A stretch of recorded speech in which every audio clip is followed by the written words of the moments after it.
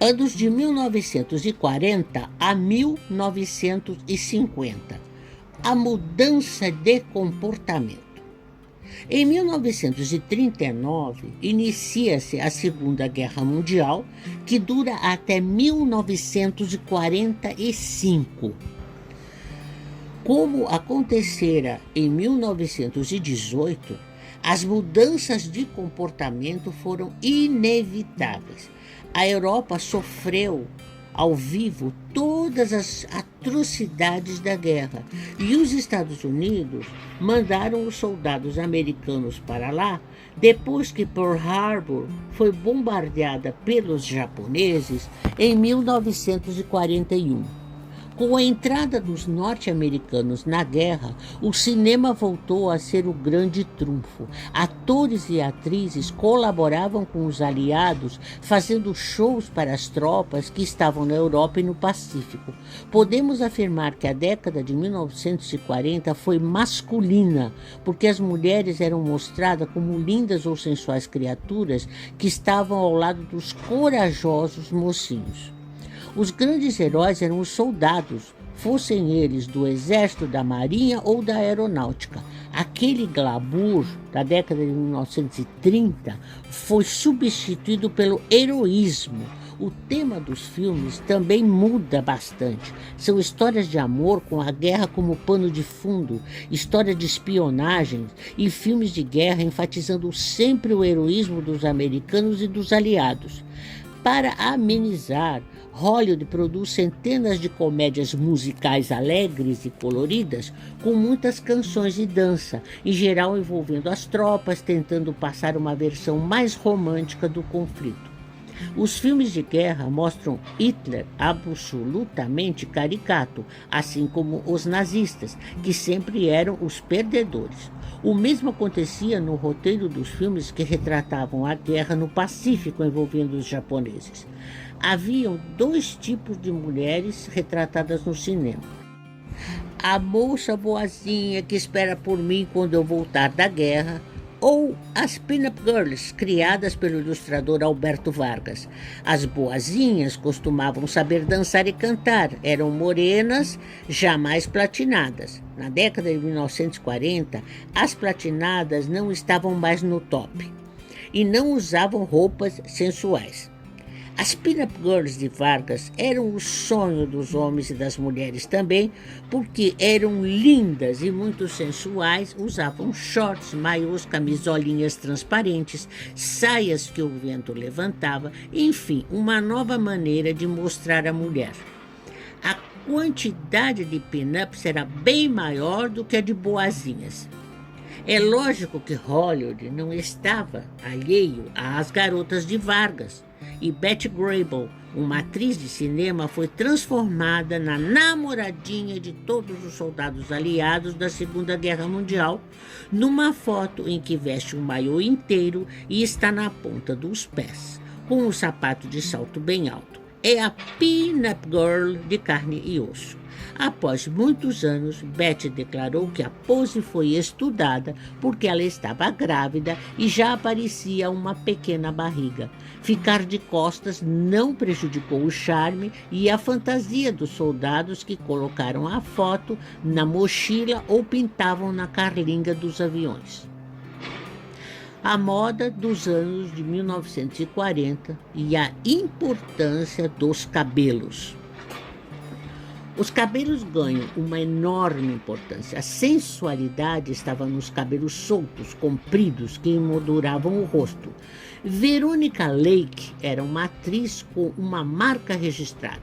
Em todos os filmes, seu penteado era o mesmo: longo, loiro, com uma grande onda que cobria a metade do rosto. Grandes ondas, riscas laterais, cachos sobre os ombros com volume. As mulheres fatais usavam o cabelo para seduzir, em contraste com os cabelos presos e estruturados que dominavam as estrelas de cinema. Esse penteado de Veronica Lake virou uma febre. As funcionárias das indústrias foram proibidas de usá-lo no trabalho porque alguns acidentes aconteceram. Os cabelos prendiam nas engrenagens das máquinas e arrancavam parte do couro cabeludo. Para amenizar, redes de cabelo passaram a ser obrigatórias, fazendo parte do uniforme para que todas trabalhassem sem correr nenhum risco.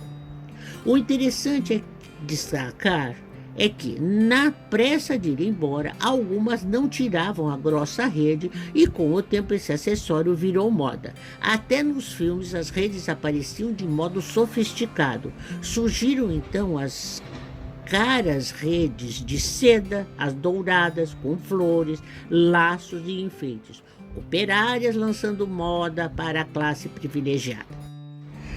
Jane Russell, atriz muito sensual de cabelos negros e curtos.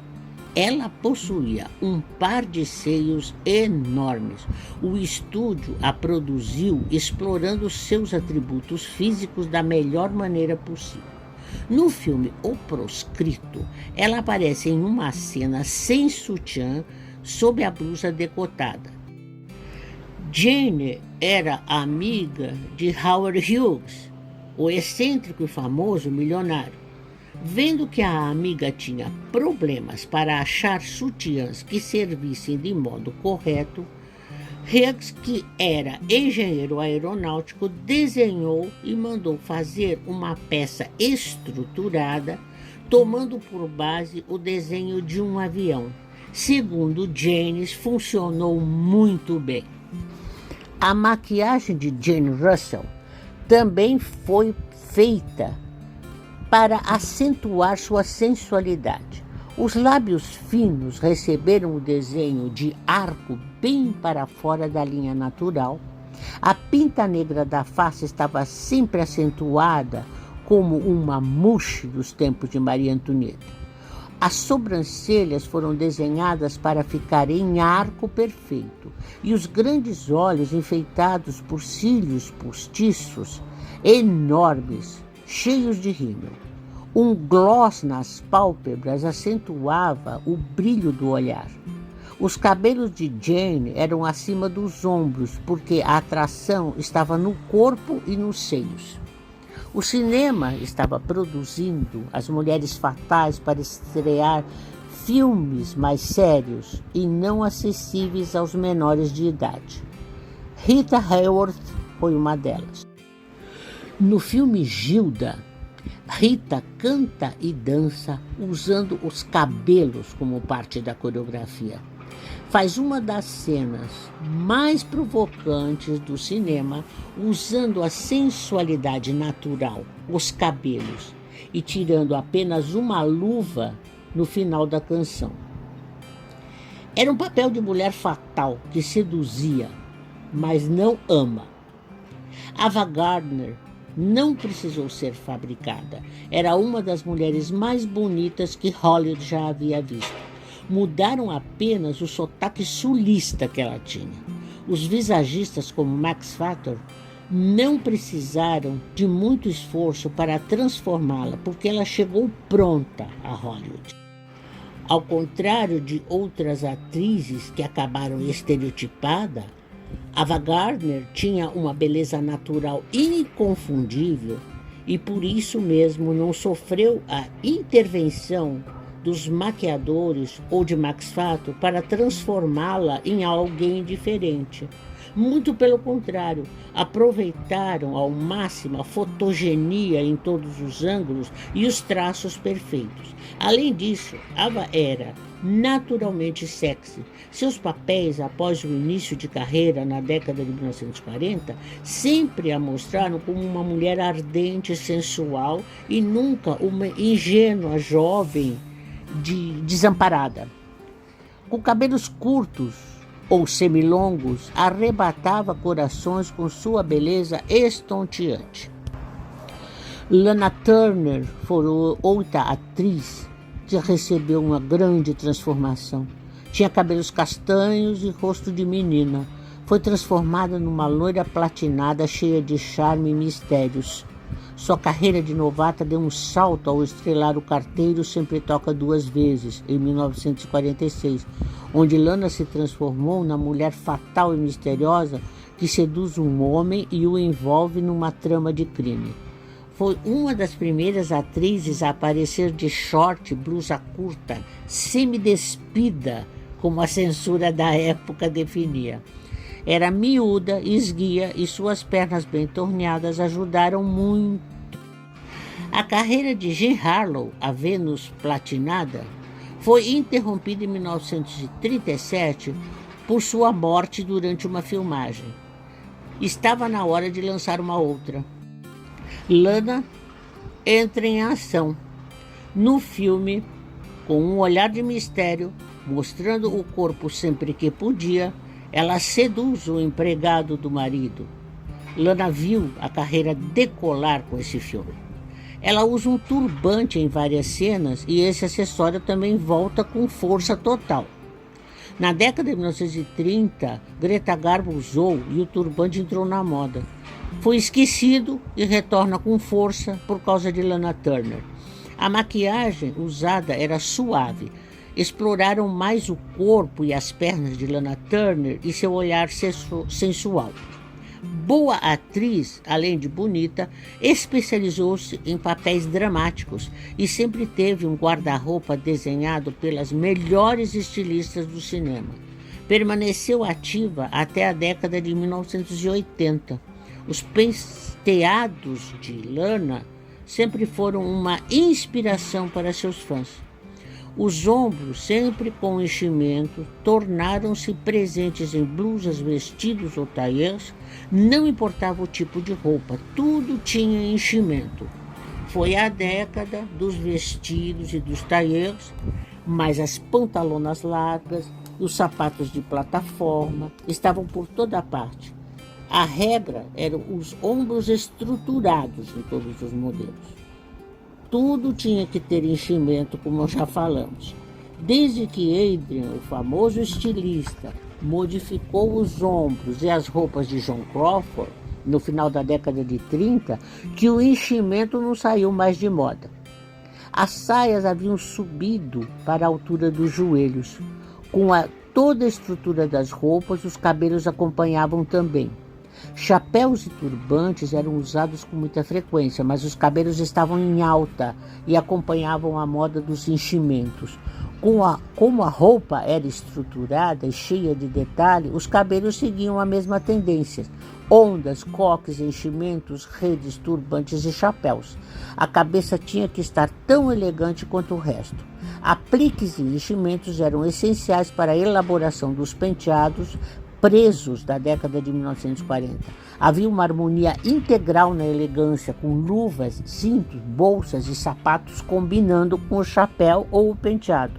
Os penteados presos também foram uma das características dos anos de 1940. Para facilitar, havia um enchimento, uma espécie de banana de tecido estofado, no qual o coque era modelado para que ficasse perfeito e bem estruturado. Esse enchimento podia ser montado na frente, seguindo a linha natural dos cabelos, ou um de cada lado, na parte lateral da cabeça. Grandes laços de fita ornamentavam os cabelos femininos infantis. Na década de 1940, o governo americano havia lançado uma campanha da política da boa vizinhança com os países da América do Sul. O Brasil teve sua cota de sucesso quando Carmen Miranda, apelidada de Bombshell, se tornou uma estrela de primeira grandeza no cenário de Hollywood. Seu jeito brejeiro, as músicas contagiantes e os turbantes extravagantes marcaram suas aparições.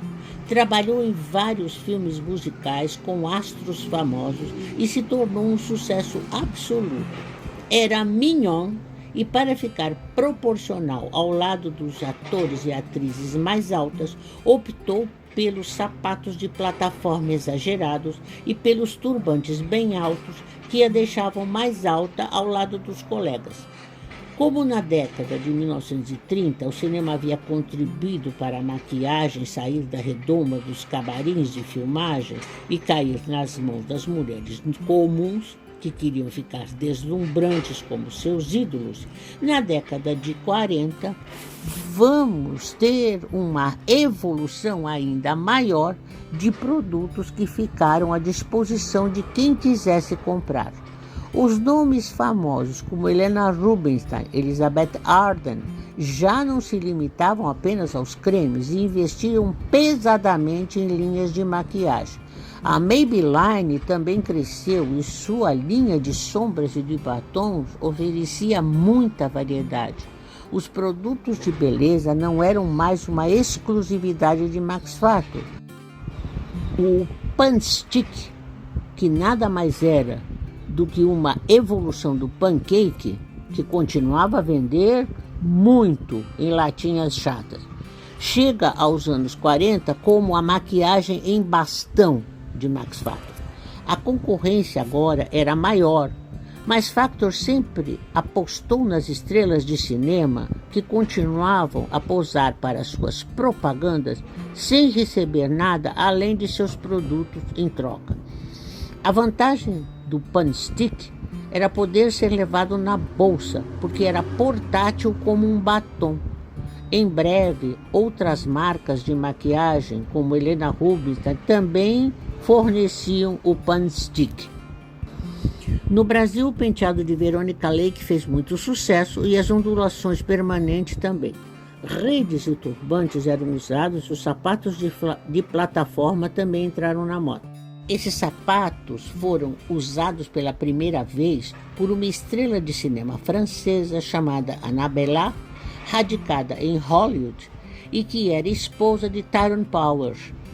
Por ser muito pequena, o sapateiro do estúdio resolveu inovar para deixá-la mais alta, fazendo uma plataforma por todo o solado. Esse sapato fez muito sucesso e durante muitos anos foi chamado de sapato Annabella. Só veio a perder o nome na década de 1970, quando começou a ser chamado de sapato de plataforma. Combinar luvas, sapatos e bolsas também era comum no Brasil. Até a metade da década de 60, ainda se combinava bolsa e sapato entre as elegantes brasileiras. Os penteados no Brasil seguiam a moda das estrelas de cinema. Portanto, a maioria deixava os cabelos crescer para poder trabalhá-los em coques ou deixá-los soltos sobre os ombros. Quase toda jovem tinha turbantes de cores variadas e redes que compunham os penteados. Os homens da década de 1940 tinham como referência os astros de Hollywood, que haviam deixado de ser bonitos para serem heróicos. Humphrey Bogart era um deles. Tinha uma legião de fãs incrivelmente fiéis e depois do sucesso de Casablanca, ao lado de Ingrid Bergman, ninguém lembrava que ele não era um galã. Robert Taylor já estava mais maduro e continuava muito bonito, mas as faces másculas que não apresentavam retoques é que tinham preferência. O gênero de filme noir, de mistério, envolvendo detetives privados e mulheres sedutoras e misteriosas, também influenciou o figurino e os penteados masculinos. O chapéu, o cigarro, a capa Burberry.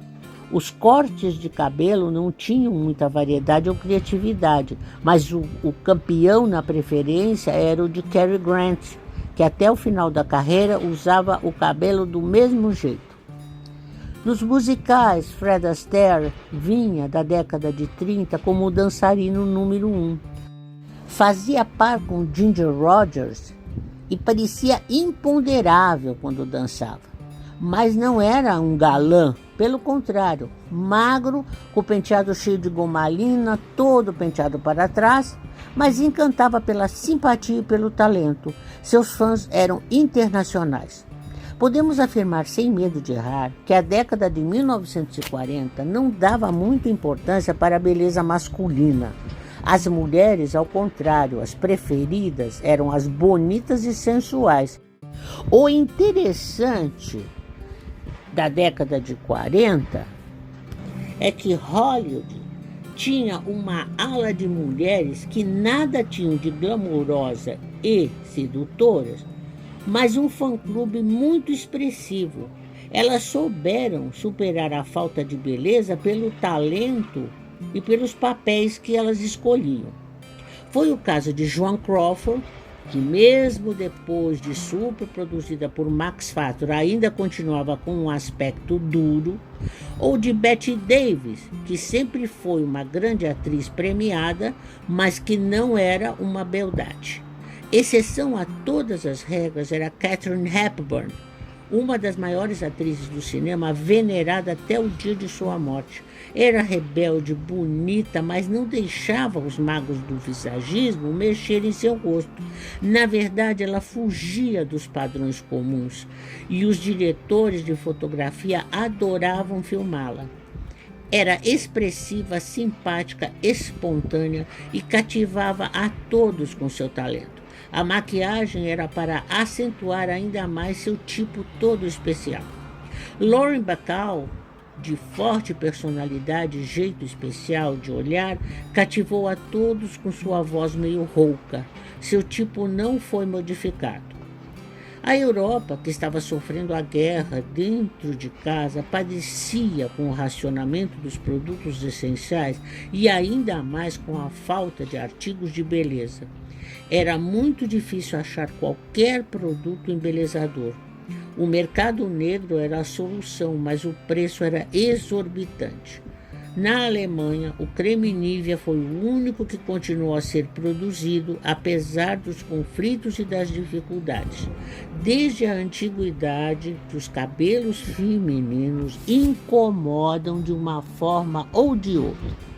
Ou os confinam em toucados, turbantes e véus, ou fazem dele a moldura do rosto das sedutoras e perversas que levam os homens à loucura. É o fetiche mais controverso que existe. O que se viu na França, um país civilizado, foi um ranço medieval e com toques de crença dos tempos da dominação árabe na Europa. As mulheres francesas que haviam se relacionado fisicamente com os integrantes das tropas do eixo tiveram a cabeça raspada em praça pública assim que a França for libertada. O castigo era para que ficassem marcadas como colaboracionistas e traidoras da pátria. O ato era uma das maiores humilhações que se podia fazer a uma pessoa. Mais uma vez, os cabelos representando algo maior e, quando raspado, tirava o poder de sedução da mulher pecadora.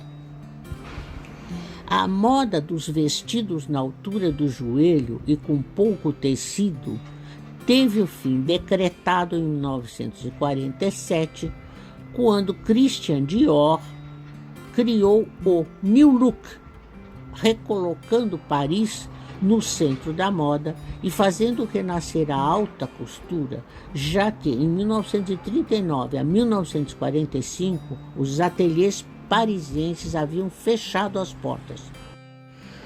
Dior substituiu a seriedade dos anos de guerra pelo glamour do New Look, com saias amplas que se abriram a partir das cinturas justíssimas e corpetes estruturados com barbatanas. As saias desceram e ficaram na altura das canelas, franzidas pregueadas muitas vezes com nesgas drapeadas. No ano seguinte chegaram os vestidos de noite, tomara que caia, as saias justas com pregas na frente e atrás.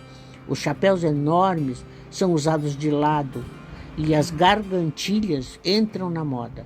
Essa moda chega ao Brasil na década de 1950. O New Look foi concebido também para salvar as indústrias de tecido e acessórios de moda. Desde 1939, quando o conflito mundial iniciou, que a indústria de alta costura estava parada. As indústrias têxteis vendiam pouco, porque os vestidos da época de guerra requeriam pouco tecido. Mesmo Hollywood, tendo estilistas de grande porte trabalhando exclusivamente para os filmes, o dinheiro circulante apostava nas costureiras caseiras, que copiavam, e muito bem, os modelos das atrizes. Os grandes ateliês europeus não puderam trabalhar durante o conflito e tudo ficou em suspenso até o New Look de Christian Dior. Hollywood, entretanto, durante todo o período do conflito, mostrou em seus filmes vestidos dignos das passarelas mais exigentes. Criadores de moda como Adrian, que estava provando seu talento desde a década de 1920 e de 1930, quando resolveu os problemas dos ombros largos e dos figurinos de Joan Crawford, já havia assinado o guarda-roupa de 86 filmes entre 1925 e 1939 e continuava solicitado na década de 1940, tendo feito o figurino de 14 filmes entre 1940 e 1948. O modelo de Joan Crawford, que confiava cegamente em Adrian no filme Susan and the God, de 1940, causou impacto. Edith Head era a estilista das estrelas da Paramount Pictures e suas criações competiam em larga escala com as dos melhores estilistas de Paris. A beleza era cultuada em todas as áreas. Estar bem maquiada e com penteado perfeito era o mesmo do que estar bem vestida. O cinema tentou minimizar o drama da guerra, utilizando o glamour, mesmo que mantivesse os temas que abordavam soldados e tropas. O crescimento da cosmética. A mulher que trabalhava fora e ganhava o próprio dinheiro tornou-se uma consumidora independente. Não precisava pedir dinheiro ao marido para as compras pessoais. A busca de se identificar com as atrizes de cinema aumentava assustadoramente na década de 1940. E o consumo de cosméticos nos Estados Unidos, mesmo durante a guerra, tem um forte crescimento.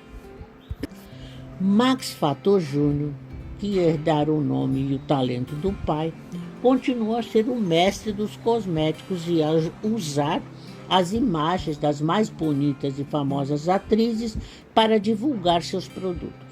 As mulheres norte-americanas têm ao seu alcance a harmonia de cores a ser seguida por loiras, ruivas e morenas. A maquiagem não é a mesma para todas. Cada tipo tem uma gama especial de cores, de sombras, batons e pós para harmonizar melhor com o tom de sua pele. O pancake tem várias tonalidades e o rouge também. Já aparecem os primeiros blushes. A Europa, envolvida no conflito mundial, não tinha clima ou ânimo para as novidades. As mulheres brasileiras continuam imitando penteados e roupas, mas a maquiagem continuava restrita a pó de arroz, coty, batom e rouge, ou aos cremes Pond's, Rugol, leite de rosas, ao leite de colônia. Mas as casas Sloper do Rio de Janeiro e de São Paulo tinham um requinte especial e criavam uma mistura de pó de arroz para cada tipo de pele. Custava mais caro, mas muitas mulheres aderiram. Fugir dos tons branco e rosa, que na realidade não combinavam com a pele alguma, fosse ela europeia ou norte-americana, era um alento, principalmente porque o tom mais para bege da pele da brasileira recebia muito mal as antigas cores artificiais. Os homens másculos e heróicos.